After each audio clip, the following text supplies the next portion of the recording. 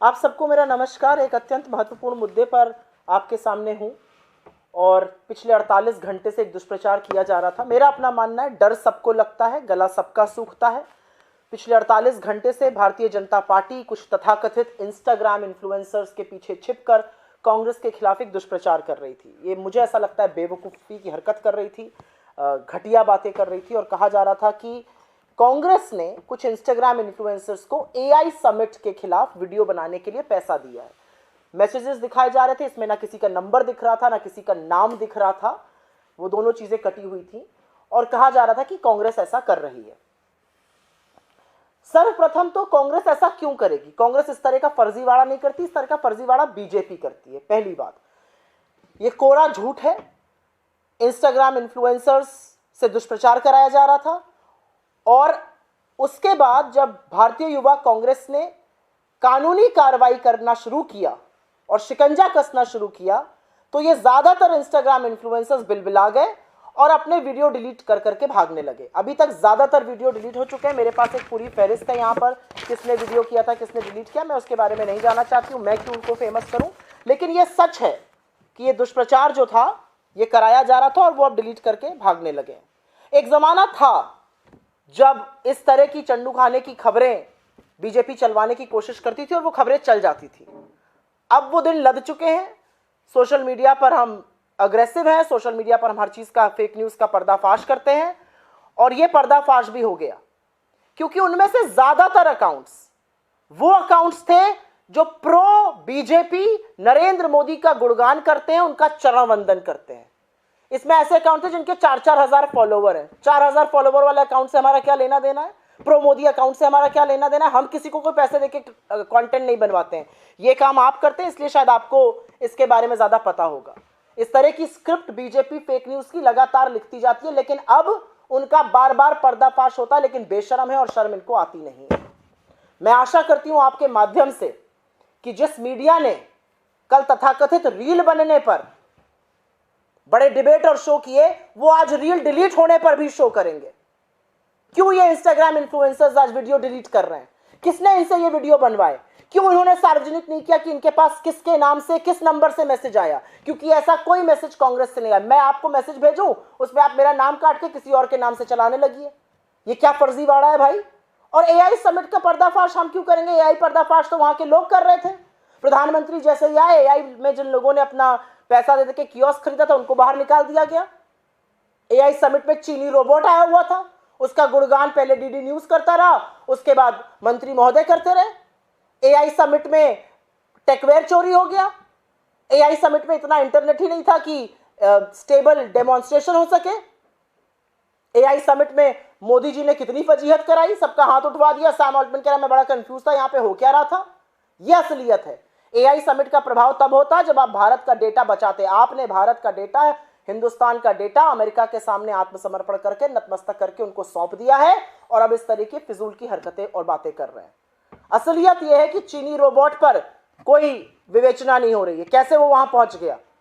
और आईवाईसी के खिलाफ जिस तरह की बर्बरता की जा रही है, जबकि शांतिपूर्ण प्रदर्शन था जो हमारा संवैधानिक हक है, हमने कोई वायलेंस नहीं किया। हमने मोदी जी के जो कॉम्प्रोमाइज्ड होने की बात उठाई, हमने कैसे उन्होंने आत्मसमर्पण करके, नतमस्तक करके डील करी हिंदुस्तान के किसानों के खिलाफ, हिंदुस्तान का डेटा का समर्पण करके, एनर्जी सिक्योरिटी का समर्पण करके, कैसे हमने $500 बिलियन का सामान लाना कबूल लिया, कैसे हमने अमेरिका के टैरिफ को शून्य बनाना कबूल लिया, इस पर सवाल उठाया।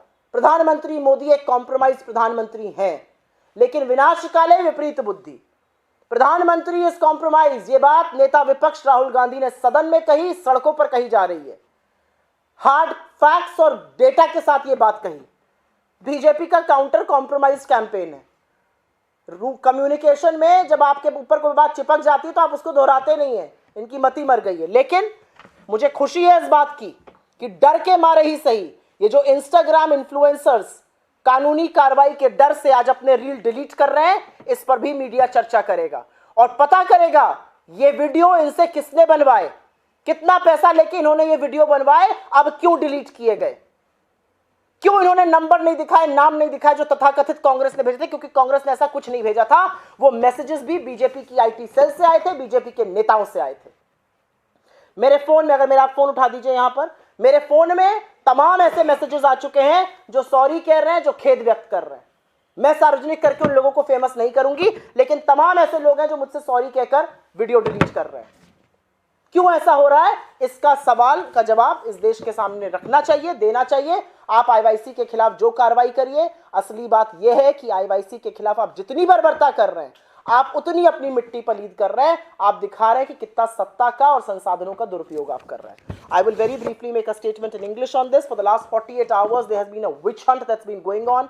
All kinds of fake news has been planted. It has been alleged that the Congress party, the Indian Youth Congress, allegedly paid some Instagram influencers to make reels and videos opposing the AI summit. We have never paid anybody to make any video like that. We categorically said it from day one. This is absolutely fictitious and fake news. It's only when the Indian Youth Congress spoke about a legal action being taken against these Instagram influencers, they are running helter-skelter, they got scared, and most of these accounts, and I have a list of these guys here, most of these accounts are now deleting their videos and running away. Even when they were alleging that the Congress had asked them to make these videos, they never made the name of the person public, they never revealed a number, all those things were hidden. Who knows? It's the BJP IT cell that had got that message circulated. It's the BJP IT cell that got all these Instagram influencers to make videos against the Congress. Because the reality is that all of those videos, all of those influencers are a part of the pro-Modi, pro-BJP ecosystem. They constantly and repeatedly and frequently keep making videos supporting the BJP and all its ill-gotten and ill activities and misadventures. So today when they have deleted the video, I would like to ask, who got those videos made in the first place? Why did you not make public the names and numbers of people who allegedly got in contact with you? Because you have no one. This was an absolute fake news. This was an absolutely fictitious story that came out of the BJP IT cell. I very categorically want to say here that there was a time when you could get away with all this. Times have changed. The tide has turned. People in this country now know exactly what is happening. People in this country know that at the AI summit, there was absolute mismanagement. When the Prime Minister came for his photo op, people who had bought kiosks were shunted out.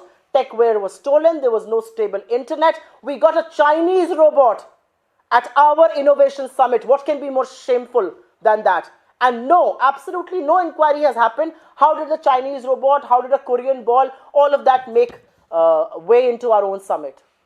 And we did not say it. The entrepreneurs, the tech entrepreneurs had made all of those things public. I certainly hope that India's mainstream media that did various debates on these alleged reels being made will also debate this evening. Why have those reels got deleted? Who got them made? Who got them deleted? Where did they receive the orders to make those anti-Congress videos from? Who gave the orders from the BJP IT cell? That's all I would want to say. This is a suo moto. If you have any questions, अगर आपके इसके बारे में कोई सवाल हो तो मैं जवाब दे सकती हूँ.